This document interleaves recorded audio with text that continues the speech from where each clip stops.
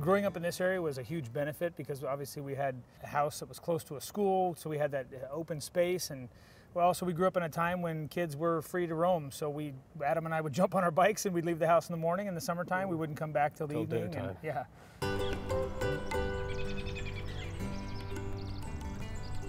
We never fought. We never fought. Right. Actually, yeah, we fought all the time, and Just a few. yeah, just a few times.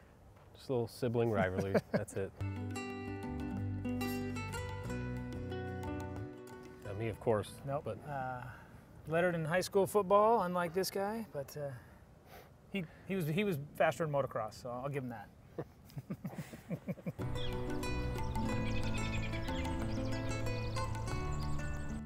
we used to feed half of our friends and stuff. Oh yeah. Would come to our house for after-school snacks. So my mom was always using the shopping and feeding for an army, a small army, basically, because everyone would file through, walk through the garage door, everyone go by the refrigerator, and then walk out the front door after they got food. So it was a train of young boys coming through to eat.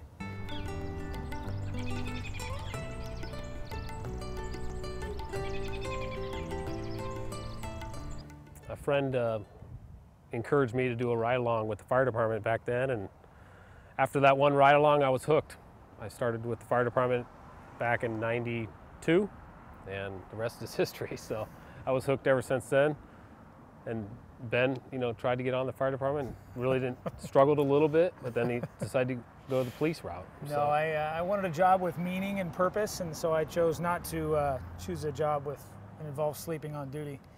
So, yeah, no. After high school, I left the country for a couple years, learned some Spanish, came back, went to college, and started out thinking I wanted to be an accountant, and then realized that I'm not an office guy, and started looking into police work and fell in love with it. So that's what brought me back here.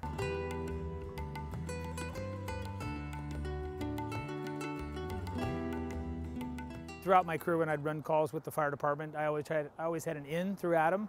So I already knew the guys, and the guys were real friendly to me because of Adam. So it's a nice relationship that we have between the two departments, and yeah, just kind of cool. That goes both ways. I mean, that helped out for us, working with the police department as well. A couple years ago, when I was brand new as the as the PIO, Adam was working as the PIO, and we both got to spend a week at the Waste Management Open doing the PIO duties together. So we basically spent about 7 days at the hip. So it was kind of cool. Yeah, like the first year he did, I had to coach him up before he would do his news interviews. So after he stopped eating, he was able to kind of give me some tips. Yeah. Well, he was so nervous, the sweat would just pour off his brow. So I just say, just relax, it's okay. Just act like you're talking to somebody. Throw you down so bad. The banter never stops. Yeah, so. it usually ends up with wrestling on the ground, or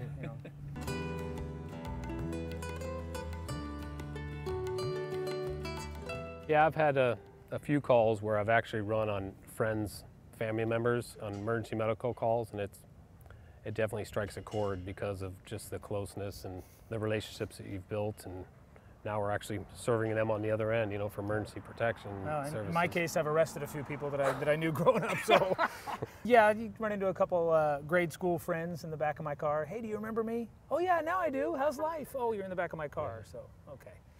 I feel very fortunate though, growing up here and having that opportunity to, grow up here, live here, and then work, and eventually work here. So, I think it's a great city.